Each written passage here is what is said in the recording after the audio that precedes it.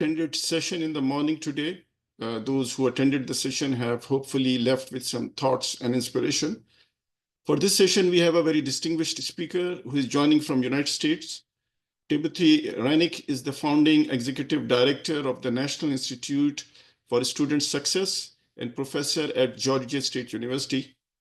He directed the student success efforts of the university from 2008 to 2020, overseeing a 70% improvement in graduation rates. Fortune magazine named him in 2021 as one of the world's 50 greatest leaders. His work has been covered by the New York Times, the Wall Street Journal, Time, and CNN. And he was also cited by former President Barack Obama. In addition, he has won several national titles and awards in US. A summa cum laude graduate of Dartmouth College, Dr. Renick holds his MA and PhD in religion from Princeton University. In this webinar, Dr. Renick will share how Georgia State University in Atlanta became one of the first universities in the world to scale the use of AI to providing personalized support and coaching to students. I welcome Dr. Renick, and I'm enthusiastic to hear from him. Dr. Renick, it's all yours. Thank you very much, and good afternoon, all. It's a pleasure to be with you today. I'm looking forward to talking a little bit about some of the practical applications of AI and personalized data and analytics. At Georgia State University, we've had the opportunity to scale these programs for more than a decade, and so we have lots of data to show what works, some best practices, and some things to avoid. So let me give you a little bit of background as we start about my home institution, Georgia State University. We're located in Atlanta, Georgia. We're an urban university. This is a picture of our main campus. We enroll about 53,000 students every semester. One of our most interesting historical claims to fame is that our main campus is bisected by a National Park Service historic district. The Martin Luther King district kind of cuts Georgia State's campus in half. I'm sitting this morning in a building on Auburn Avenue. Just a few blocks away down Auburn Avenue is the brick building you see at the bottom of the screen. That's Ebenezer Baptist Church, where Reverend King was head pastor, his childhood home, his gravesite, located just a few blocks away from where I'm sitting on Georgia State's campus.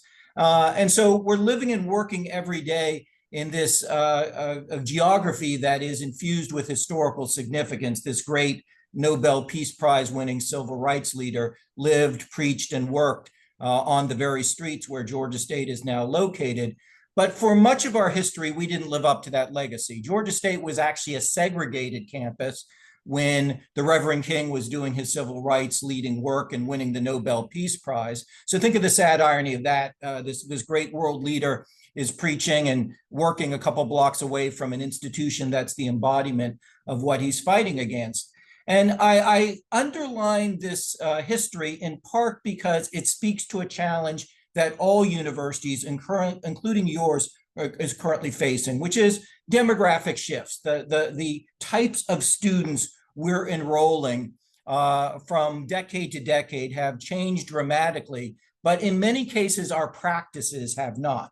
At Georgia State, we've moved from an institution that was exclusively white to one now where the majority of students who enroll self-identify as coming from non-white backgrounds. So our largest single demographic group now by race are our Black and African-American students, about 40% of the student body.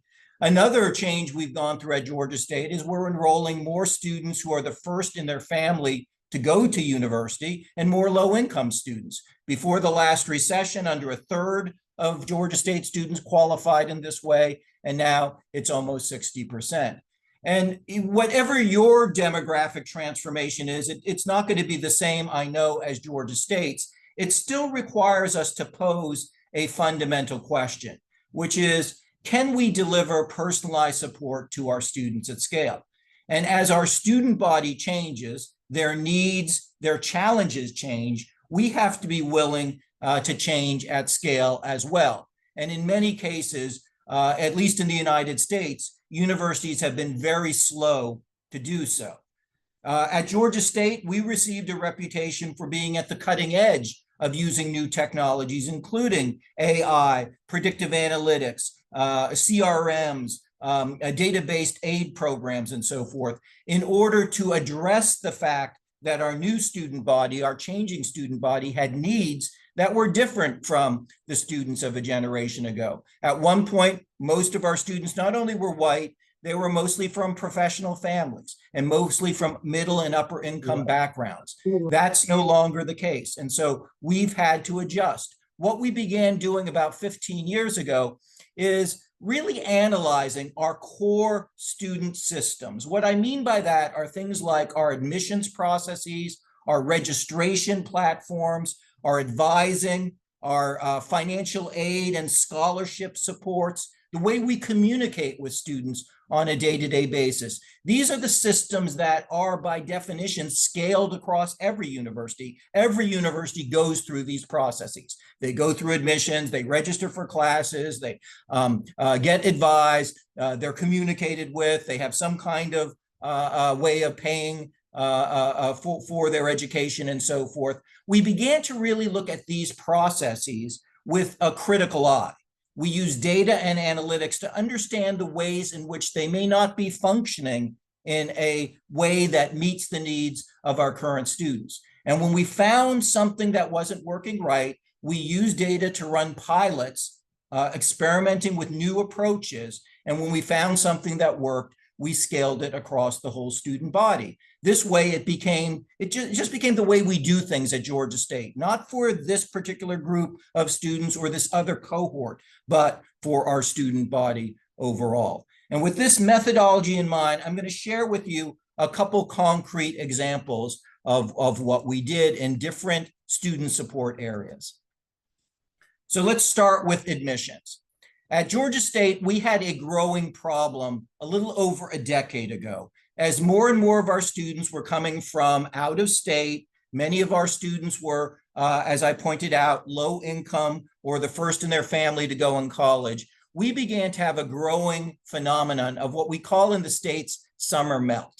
Summer melt is an admissions problem or challenge where students who get admitted to the university and confirm their intent to enroll. So it's not just that they're admitted, they're also saying they intend to come to the university, never end up matriculating. So they never end up coming to, in this case, Georgia State.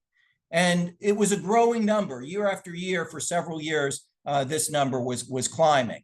So we did an analysis to figure out, were we part of the problem? If we had growing numbers of students who said that were admitted to Georgia State, said they planned to enroll, but never materialized, never end up coming to the university, were we part of the problem? So we did an analysis of the students from the summer of 2015, so they were scheduled to start with us for the fall of 2015, who never ended up enrolling at Georgia State. And we found that there were about 300 students who not only didn't enroll at Georgia State, they didn't end up going to college at all. We used national data to track them across other institutions and found that they just decided not to enroll at all. And when we did the profile of these students, they were predominantly low-income students, predominantly first generation, first in their family to go to college. So the next thing we did is we asked a simple question. What was it that linked the students together that said they were coming to Georgia State, but ultimately decided not to enroll? You know, did they all wake up one morning after applying to Georgia State and taking our exams and getting into the university and confirming their intent to enroll and just change their mind?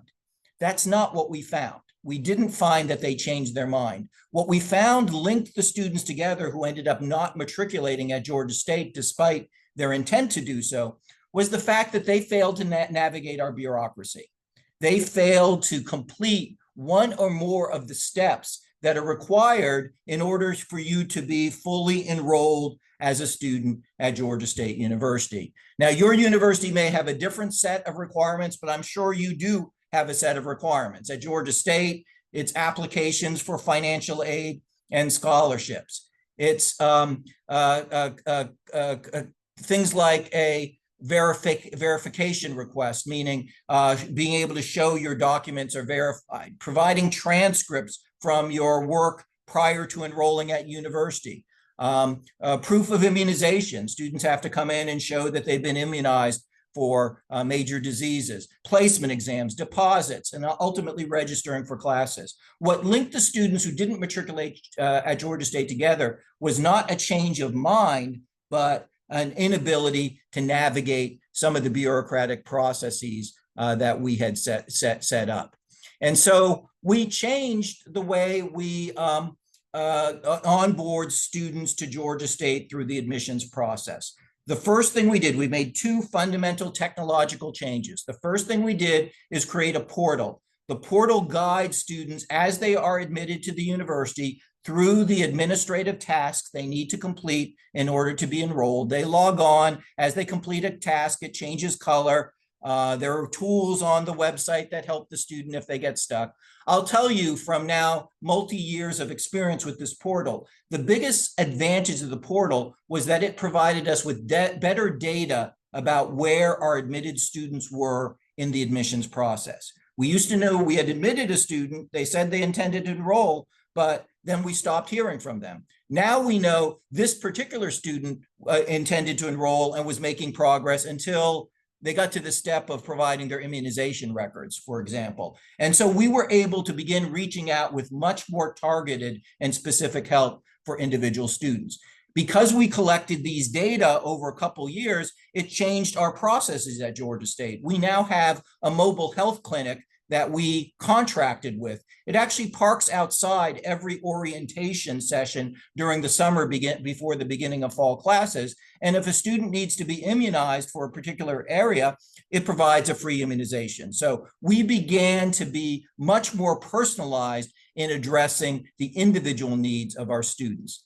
The other change we made, and this was the summer of 2016, so we're talking now about 9 years ago, is we became the first school in the United States to scale the use of AI for student support purposes. So this obviously in 2016 was not generative AI. I'll talk about what we did. But we began to build up a knowledge base of, initially when we launched, about 2,000 text-based answers to commonly asked questions by our incoming students. Questions about registration and housing and parking and all the kinds of things that new students wonder about. And we put all of these text-based answers on an AI platform. The AI did not write the answers to the questions. At this point, our legal department, quite frankly, was uncomfortable with AI generating answers on an official Georgia State University platform. We wrote and vetted all the answers. What the AI did when a student texted in a question was it used algorithms to determine was the correct answer in the knowledge base, in which case it pulled it out and delivered it to the student immediately, or was there not a reliable answer in the knowledge base, in which case the AI delivered the same question from the student to a staff person. The staff person then wrote an answer, we vetted it and added it to the knowledge base. So this tool was constantly getting smarter. In fact, we still use this tool and it has about 6,000 answers for incoming students. Now, we launched this tool in May of 2016, so about 4 months before our start of classes for fall of 2016, thinking maybe it's new, it's unfamiliar to students, maybe we'll have 5,000, 6,000 questions answered for our incoming students in the 4 months before the start of classes. In those 4 months alone, just for our new incoming first-year university students, we had 185,000 exchanges. Response time when a question came in was about 5 seconds. And what was really interesting in the data is we began to see early on some of the ways in which AI can help in ways that even the best of humans and the best staffing probably cannot. For instance, right from that first few months, the use of the chatbot, the use of this tool was heavier at 1 a.m. in the morning than it was at 9 a.m. in the morning. So we, like a lot of businesses, are open basically 9 to 5, and that's when our offices are available, and tutors and coaches and advisors and so forth. But the biggest use of this tool was after hours. And given our student body, many of our students work, a lot of them have families and children and so forth. It's not realistic to think that they're going to be on campus to resolve their issues at 9 in the morning. They come home from work or they put the kids to bed, and that's when they're beginning to work through these issues. The other thing we saw in that first few months of using AI is we did focus groups with the students. We were concerned and curious about how they would adapt to this new platform. And remember, this is 2016, long before AI became mainstream. And what was interesting is one of the most common things we heard from even that first summer was students telling us that they asked the tool, they asked the AI questions they wouldn't have asked a human being. In the US, at least, one of the barriers for first generation students staying in college is them feeling like they don't belong. And this is a challenge at every university in some ways. There's a group of students who come and feel like other students are smarter, other students know more about the culture and fit in better. And these students told us they liked the AI because it was non-judgmental. They knew it was AI, and they said they liked it because they could ask it any question. They didn't feel singled out or embarrassed. And so did these technological changes, the portal with the data we collected, and then the AI tool make a difference? Made a huge difference. We've been able to reduce by half the summer melt rate at Georgia State, meaning the number of students who say they're going to come to Georgia State but never ending up doing so. And because it's worked so well as an admissions tool for helping students navigate pre-enrollment processes, we now keep this tool available to all our students from the time they first matriculate at Georgia State to the point where they graduate. We've run a number of randomized control trials. They're published. I'll share the website at the tail end of my talk.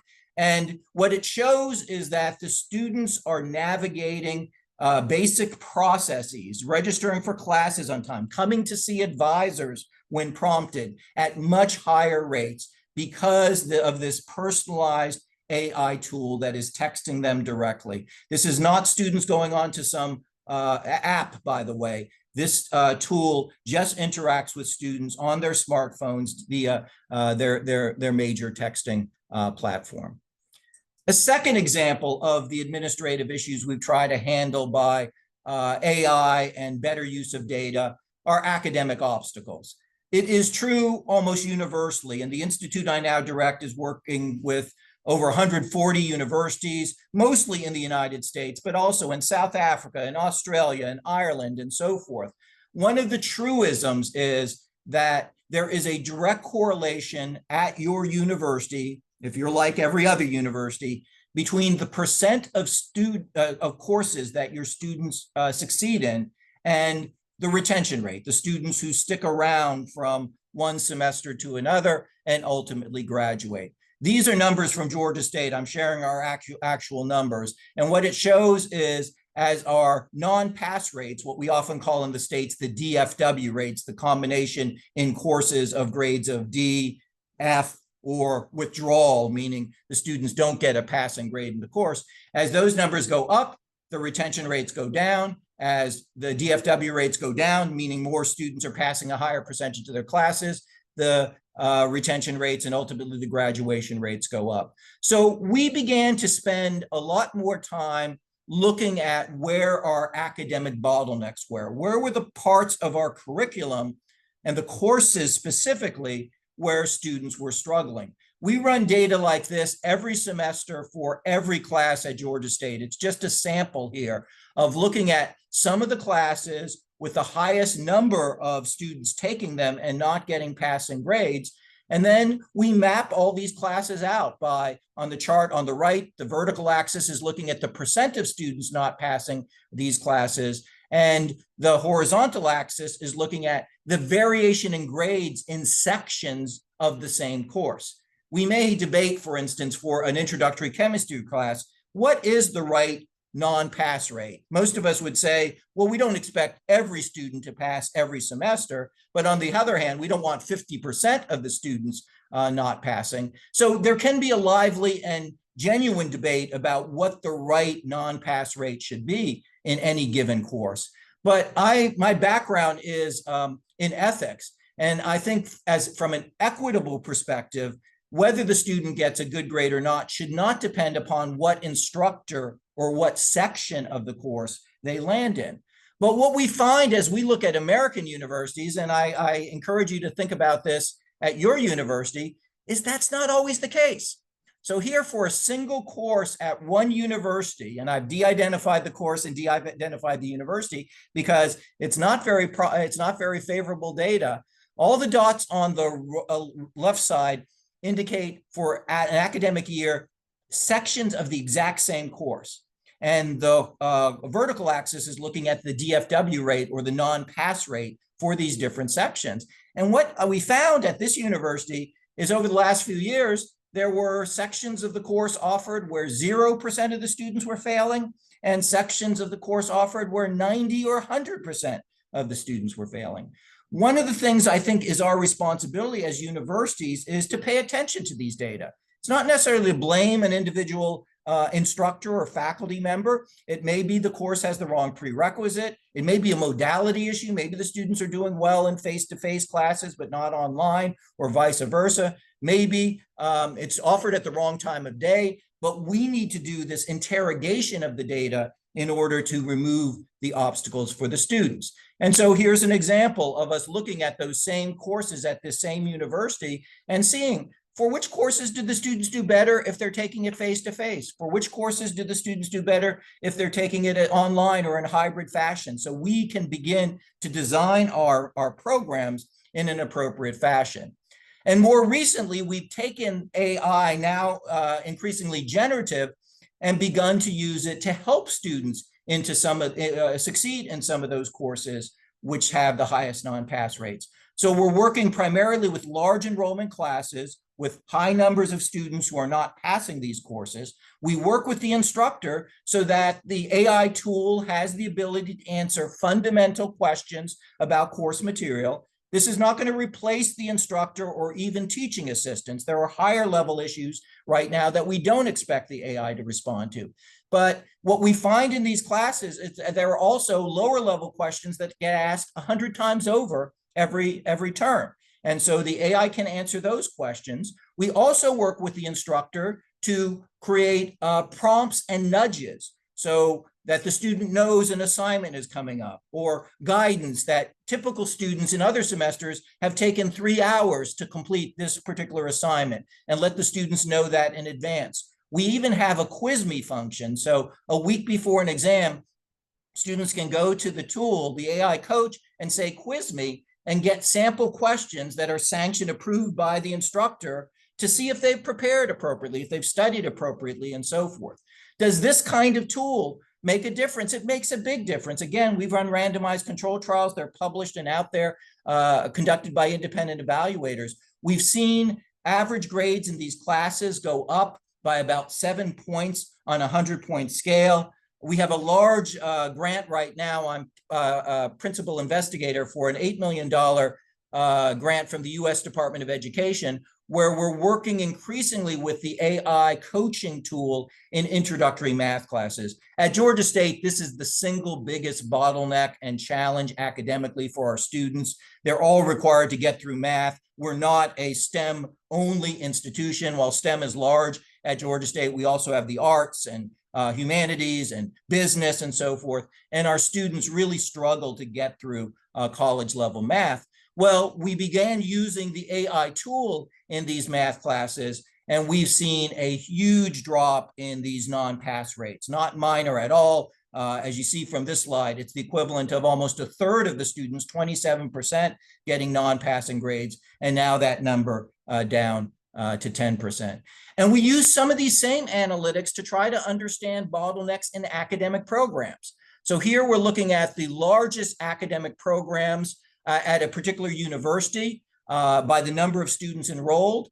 On the right side of the screen, you're plotting, or we're plotting, the same 10 academic programs or majors by 2 metrics. One, on the vertical axis, the graduation rate, what percent of the students are graduating on time. On the horizontal axis, average time to degree. How long is it taking the students to graduate to actually complete their programs? This may seem to be invasive.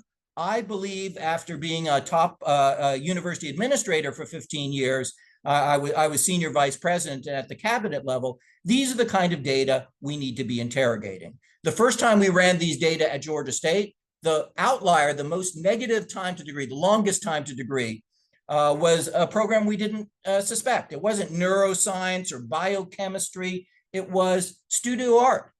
Studio art was taking students almost 5.5 years to complete what was designed to be a 4-year degree program. Once we began looking at the data, we didn't have to micromanage the issue with the faculty from that particular program. They went back and began to look at what was going on. It turned out, because it was a studio art program, they had a senior project where the students had to do an exhibition of their artwork. It was designed to take a semester. It was taking on average 3 semesters. And the faculty never kind of realized what a problem for the students that had become.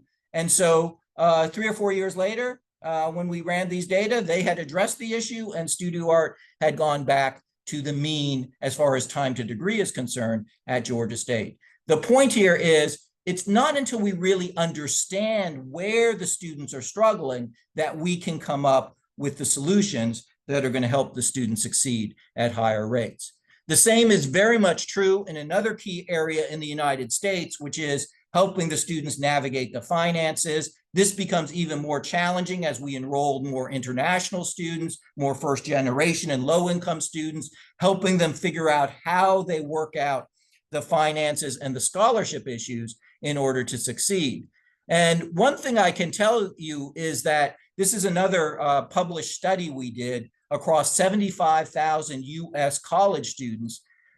At least in the US, you do not want to allow students to stop out for financial reasons for even a single semester. What these data sets show is, across the 75,000 students, the students who never had to pause their studies for even a single semester for financial reasons graduated overall at about 75% rates. For the United States, that's very good. The average graduation rate in the US is about 50%, so that's well above the national average. But if a student stopped out for a single semester for financial reasons, meaning they couldn't pay to stay enrolled, or they dropped out for financial reasons and so forth, intending to come back, those graduation rates were only around 25%. So about, well, I can do the data for you. This is what it came out to in the study.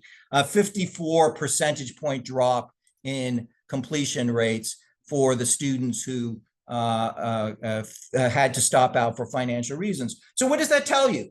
It tells you we should be strategizing in a way we were not at the time to prevent students from stopping out for even a single semester, because once they lose that momentum, they're much less likely to complete their degree programs. And so we began a couple strategies. One of them was to look at students who were repeating courses for the second time, fundamental required courses that they didn't succeed in the first time.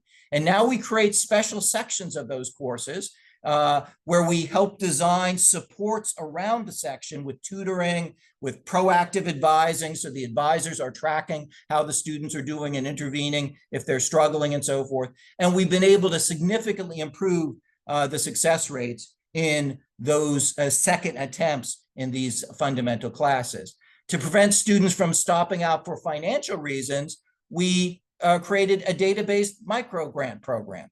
No application required for this program. What we're doing is tracking in our data systems which students are reaching financial impasses. So, for instance, a student who may have a scholarship that's the eligibility of which is at risk. It may be a 4-year scholarship and they're reaching the end of that period, but need an additional semester to complete their requirements. It may be that the scholarship requires them to maintain a 3.5 GPA and they're at risk of dropping below that number. And what we began to do for these students who were losing aid and at great risk of dropping out of Georgia State is we began to put microgrants into their accounts, no application, no questions asked, to keep them enrolled.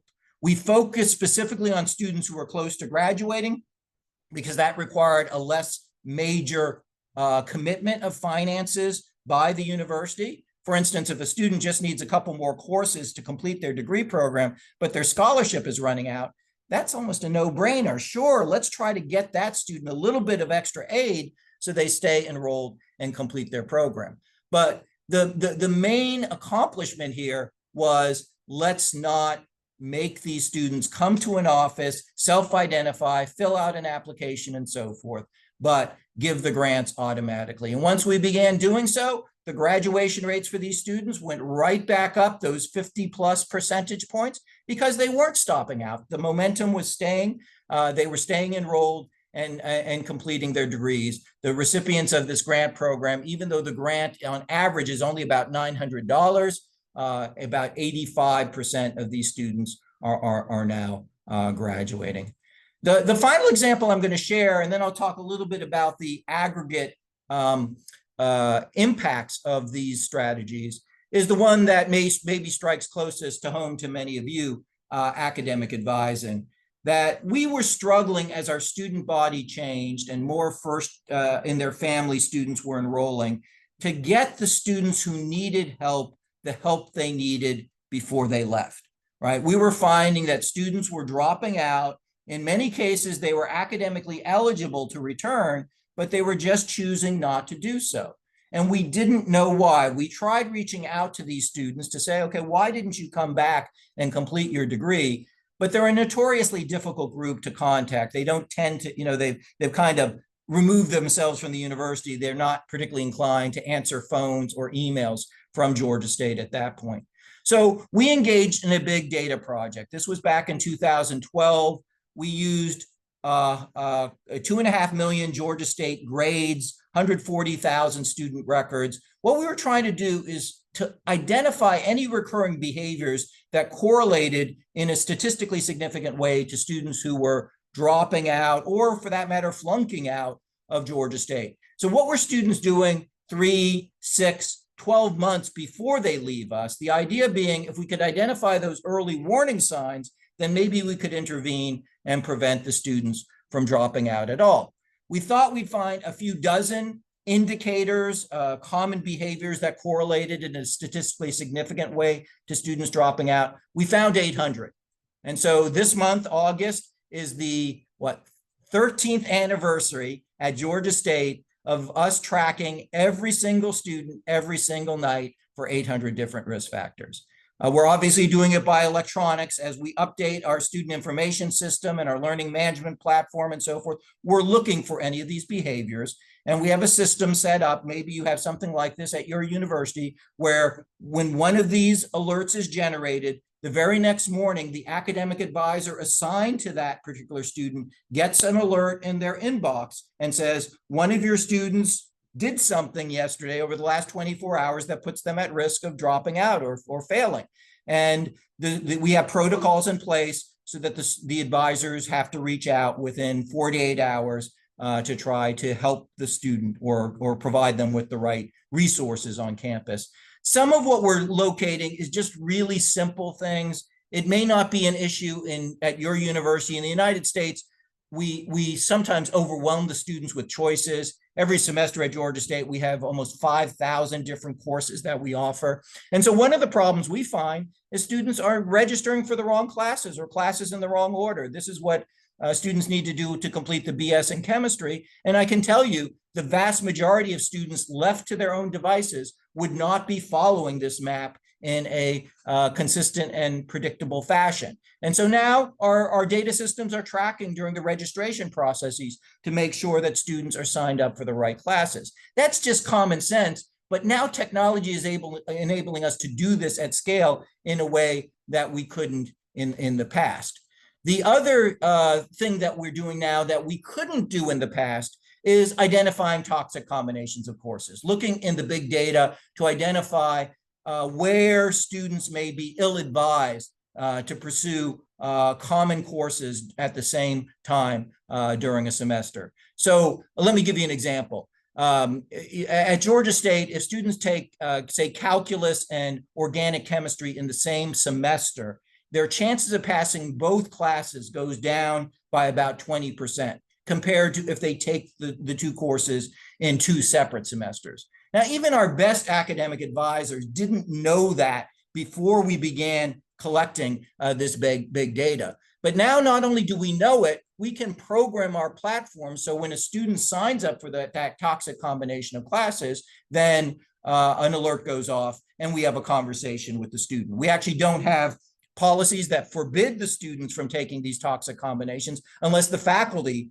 forbid it by their writing of academic rules. But nonetheless, it turns out to be very helpful, and about 90% of the students end up listening to the advice and rearranging their schedule accordingly. There are all kinds of early alerts we see in the platform as well. I think the headline lesson here is, and I'm a tenured faculty member at Georgia State. I was a department chair for many years, so it's not a criticism of the faculty, but a lot of times there is not in the data a strong correlation between prerequisites as established by the academic unit and the way that a student is predicted to perform.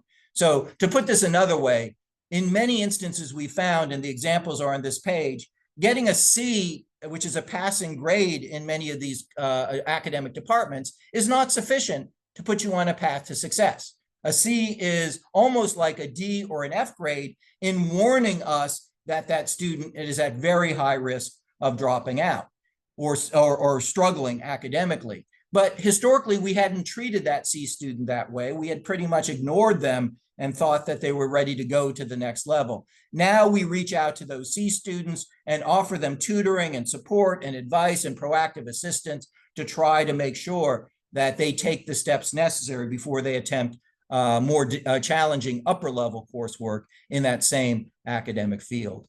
And we've always known in student success that students who are engaged in their classes, attending their classes, are more likely to be successful. At a big university like Georgia State with 53,000 students, there hadn't been a really feasible way to track attendance in the past. Now we're looking at LMS, Learning Management Platform logons. As early as the first week of the fall term, we're reaching out to students who are not logging on to their systems.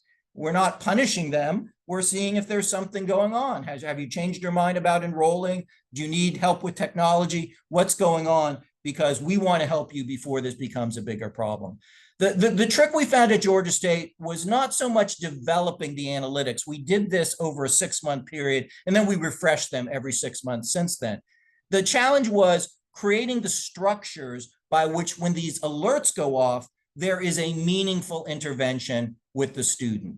And over the last 12 months at Georgia State, we've had over 100,000 proactive interventions with our students that were prompted by alerts coming out of this platform. We didn't correct all 100,000 issues, but I can say, 15 years ago, before we launched this approach, these were 100,000 issues that were going completely undiagnosed. We were expecting our students to have diagnostic powers that, quite frankly, at the time, we lacked at Georgia State. And now we're taking some responsibility for saying, no, we're the ones that need to help our students figure out how to navigate our complex academic requirements. As soon as we launched these predictive analytics-based proactive approaches to advising in 2012, we immediately saw improvements in retention rates. We've also seen a steady drop in average time to degree, meaning not that we've reduced any graduation requirements, but students are meeting their graduation requirements much more efficiently.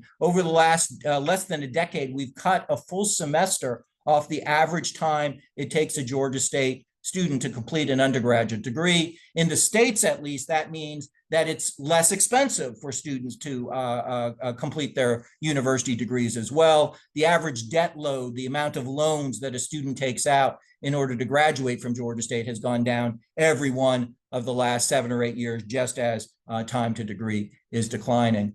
And we're using data in other ways to make sure that students graduate on time.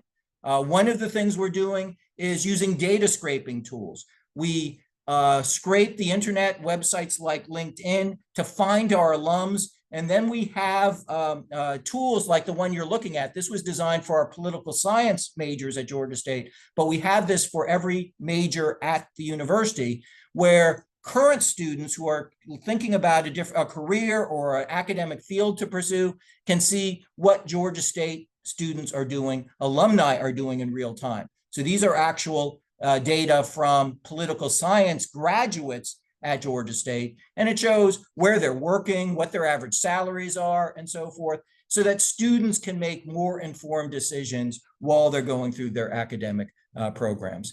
And because you're a STEM-focused institution, I wanted to raise this point as well. Some of our faculty feared when we moved to predictive analytics-based advising that it would lead students to take the easiest courses and the easiest academic majors because presumably the probability of succeeding would be better in those classes. We found just the opposite to be the case. Since we've begun this tracking of every student every day for 800 risk factors, we've had incredible growth in the number of students graduating in STEM fields. Over the last decade, we're up about 40% in enrollment at Georgia State, but we're up over 100% in STEM degrees awarded. And what we're seeing is it's not because more students are declaring STEM majors. Fewer students are declaring STEM majors and then flunking out or struggling to the point where they drop the major after a couple semesters. We're finding issues early on, as early as the first couple weeks of the semester. We're locating the students who need support and help and getting it to them proactively. So what has been the impact of this move from what was a more passive view of advising, where students were self-identifying their own problems and coming to us, to a proactive model where we use the data to identify the students who need our help and reach out immediately to them? We've run an independent evaluation. This was a randomized control trial conducted over 6 years with Ithaca S&R, and their estimate is the impact on Georgia State's graduation rate was a full 7 percentage point increase. So what happens when you put all of these sorts of AI and analytics assisted programs at scale together? It changes the university. This was campus a couple of years ago. You might recognize the gentleman on the far right there. The most interesting thing about Bill Gates' visit when he came to campus was we didn't invite him. He was coming to do a keynote in downtown Atlanta on World Health, and a couple of weeks beforehand, his team contacts us and says, Bill has been reading about what you've been doing with data and technology to help students succeed. Would you mind if he dropped by for a couple hours? And yeah, we decided we would allow it. And he came for several hours and learned about the predictive analytics and the chatbot and all these sorts of things that we're doing. That's important because, you know, Georgia State didn't have a successful history until recently, and to be recognized that way in some of the ways that you heard in the introduction is important for the university's reputation and the morale of our faculty, staff, and students. The other change that has occurred is it's generated a lot of revenue. We're holding on to a lot more students than we were in the past. For every 1% we improve our progression rates for our students, it's worth about $3.3 million in additional revenue and fees from tuition. And so we haven't, over the last couple of years, improved these success rates by a point or two. We've improved them by 25 points. So we're talking about big revenue gains. But the biggest reason to embark upon these data-based and AI-enhanced approaches is that they make a huge difference when it comes to student success. We're graduating 3,500 more students every year than we were a decade ago. The gains over that time period are strongest for some of the student populations that were struggling the most. And whatever students you enroll that currently are doing the least well, I can almost guarantee that if you begin to address some of these systematic issues and be more proactive and more personalized in your support of students, those students will do better. Every student will do better, but the biggest gains will be for the students who are struggling the most. And Georgia State over this time period, the last decade, has become a leader in the United States in something we label social mobility. So when it comes to helping students improve their economic standing from the time in which they matriculate to 5 years after graduation, Georgia State is now in the top 1% of American universities. This is particularly crucial in areas, cities like Atlanta, where there's a large divide between the wealthy and the poor, and we're part of the solution by helping students who may come from poorer backgrounds have a much, much brighter future. Because this works so well at Georgia State, I now direct the National Institute for Student Success.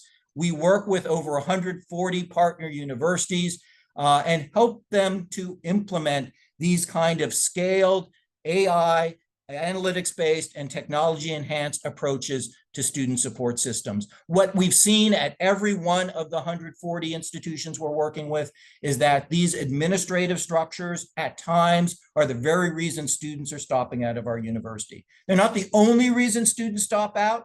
Students stop out because they're not academically prepared, because they don't have the finances and so forth. But they're the reason students stop out that we have the most control over, because we've created these administrative structures. So if we can diagnose specifically where they are, where the problems, the bottlenecks, the hardships are that the students are facing that we've created, then we have the potential to create better supports. And with AI, with predictive analytics, with CRMs, with database microgrants, we can begin to scale a personalized attention across the whole student body. This approach is evidence-based, it's scalable, it will impact all of your students, not just one cohort or another. It has a positive ROI. It's faculty sensitive in the sense that it is looking at administrative improvements first and foremost. And what we've been able to show is it's highly transferable across a wide range of institutions. What we've seen at Georgia State and now what we see across our partners at the NIST is that the changes can occur very quickly. This was a group of institutions we started working with under 3 years ago. They, on average, have now seen improvements in their retention rates of 10 percentage points. Their enrollments are up a like amount, almost 10%. So thank you for not only your attention this afternoon and your attention throughout this conference, but the work you're doing on a day-to-day basis. We are very fortunate in one sense to be in higher education because we get to go to work every day and do something that is making meaningful, positive change. If the lesson of Georgia State is taken to task and you take it to heart, then what it tells you is you may have more power than you believe to even improve further the impact that you are having. If we can be honest about the ways in which we are contributing to the struggles our students are facing, and if we can use data, analytics, AI, other sorts of scalable technologies to deliver personalized supports to our students, we can deliver on the promises we've made about a brighter future and the power of higher education. So thank you again, and I'm going to stop sharing my screen.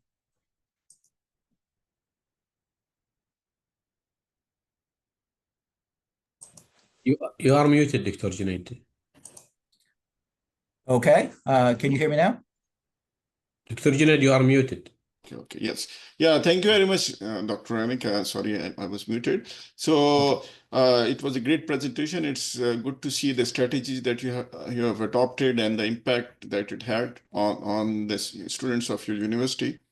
So questions can come up in the chat, or you can also raise your hand and we can turn on the mic. There is already a question in the chat.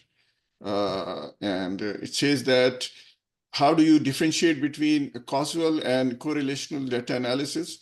Is AI currently capable to also omit nonsensical outlier data that get administrators confused, anxious when it really should not? So, yes. Yeah, good questions. There are two distinct questions. So let me answer the first one about the distinction between causal and correlational data. We've worked very hard at Georgia State and now at the institute I direct to try to draw that distinction. That one of the challenges that we see in student success globally is that many programs start with a subset of students, and often those subset of students are not representative of the student body overall. And if they produce results, then that will be, I think, undermined by, to some degree, by questions about whether this is just correlation between factors that define the students before they ever engaged in the programs. One of the things we've done with these scaled programs across Georgia State is being able to overcome some of those problems, because many of the data that I cited for you this afternoon are not for a subset of the students. There wasn't a small group that benefited from this particular approach. We're talking about scaling it across the student body. And then the other thing that we've done is intentionally use the scaling moment where we were taking a new approach and beginning to scale it across the student body to structure true randomized control trials with control and treatment groups. We've done that repeatedly in our work with AI. We now have 5 published randomized control trials run by independent evaluators. These are not correlative data. These are causal connections that are being drawn in these particular studies. So I encourage you to look at some of that research on the NIST website for further clarification. As far as kind of helping to admit the nonsensical, we have been very committed at Georgia State to only using AI in any way that the students interact with it after it's been tested to a very high level. So our standard is that the AI should be correctly answering immediately 94% of the questions or more before we go live. And the other 6%, the AI should be correctly directing to a staff person or somebody we assign to handle the question because the AI is not certain of the answer. We are very committed to not having the students get the wrong information. The way we do that is through, in part, making sure the data going into the system is closed. So, for instance, the way we generate answers to our questions about registration issues, or the way if a student is taking an introductory calculus course, control the answers to questions that come in about that calculus course, is having strict walls around the knowledge base over what information is pulled from for the answers. In the case of the calculus course, I talked about this briefly, we work with the instructors in those classes, the faculty members, in order for them to define where they want the information to be pulled from, so that we can then be much more confident that it's not pulling from some website that has nothing to do with the curriculum or maybe less than reliable. So it does take a lot of work, and I would advise err on the side of caution. At least in the United States, one of the challenges with these AI tools is that students can opt out of them, right? They can say, I no longer want to receive text or information from this coach or this platform. And so you have to be very sure, we have to be very sure that the information the student is getting is personalized, is accurate, is based on if it's course material, if it's help with registration, it's reliable Georgia State registration material, but we're very careful about vetting and using closed data sets before we let the AI go live. Okay, thank you very much. Here we have got another question. First, there is a request to share the link of your project, if that's possible, so that people can know more about your work. And then there is a question that does not excessive use of AI reduce the human touch with the students and face-to-face interaction? It's a great question. We have not found that to be the case. So we're now to the point where we're having about 200,000 exchanges with students via AI every month. So very, very large scale interactions. And I can cite a couple things that are happening. One is we have not reduced the number of people who are interacting with our students. So we have absolutely not let advisors, financial aid counselors, registration assistants go from the university. What they report is they're now able to deal with higher level issues and a higher concentration. Our advisors love the fact that we have AI. Our admissions counselors loved it. In fact, from that very first semester where we were using AI in 2016, the admission counselors began to say, oh, I used to get asked over and over again, what's the deadline for this? How do I turn in this form? Where do all these questions? And now the students would much prefer to get that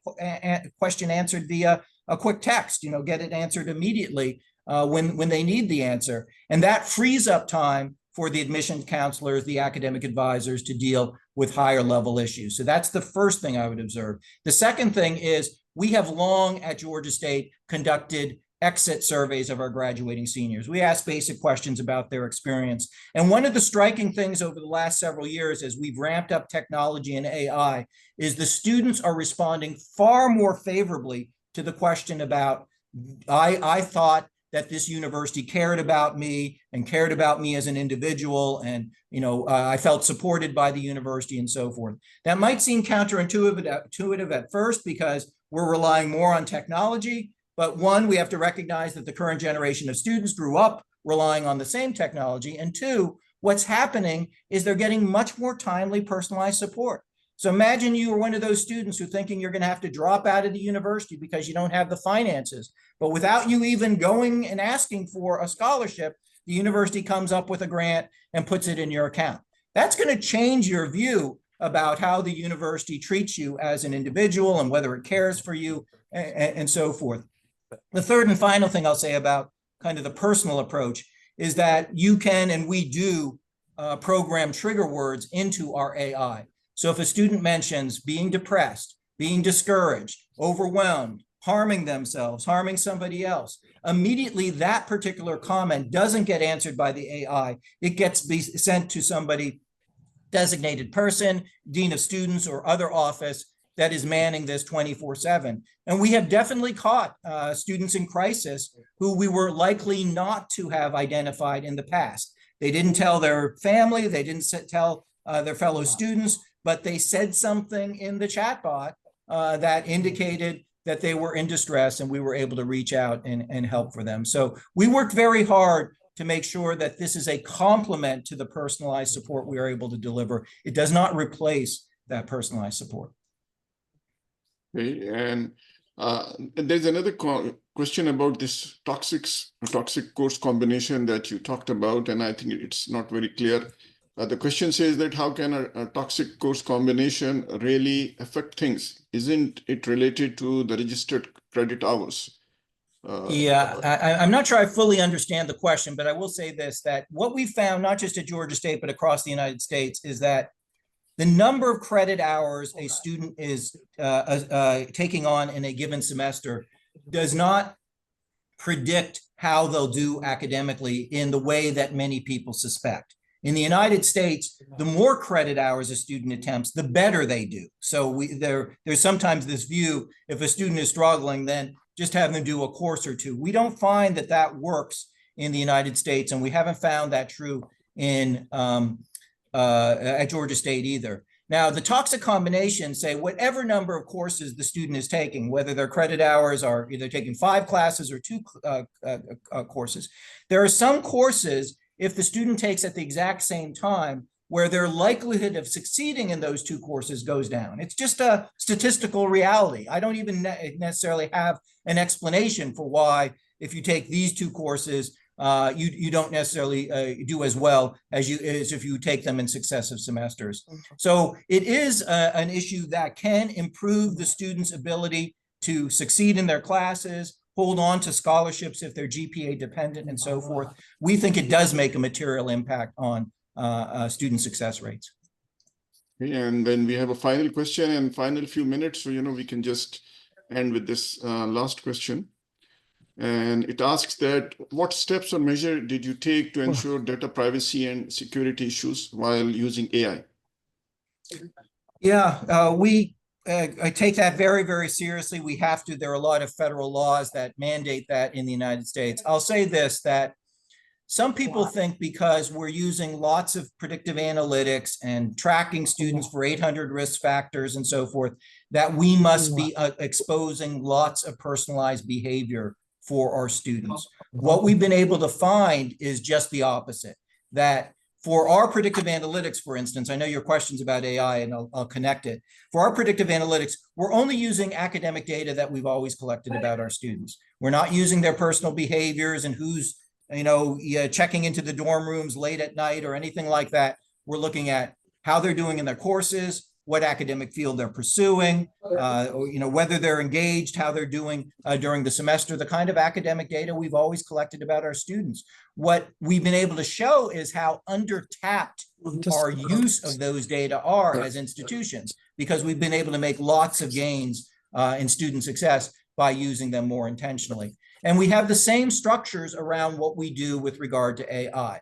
So we will only communicate with students via the chatbot and via our coaching platforms about issues that they bring to us and prompt with us. They have to sign off and agree that their cell phone that they give us for the use in AI and texting has the same kind of status as their officially granted email account, so that we have legal kind of controls over who is messaging to us and what we can message back to them. I will say now, 9 years into using AI and chatbotting, we haven't had a single case of privacy issues being disrupted and so forth in a way that's been problematic. It's always a risk, but it's not, I would say, an added risk, because we're using the same kind of controls and structures that we've always used around our student academic data. Okay, so we have run out of the time, and there are more questions coming up, but we'll have to end here. So thank you very much for accepting our invitation to speak to our faculty, and I wish you a good day after that, and to everyone. So thank you everyone who has joined. So have a good day. Thank you. Thank you. Bye-bye.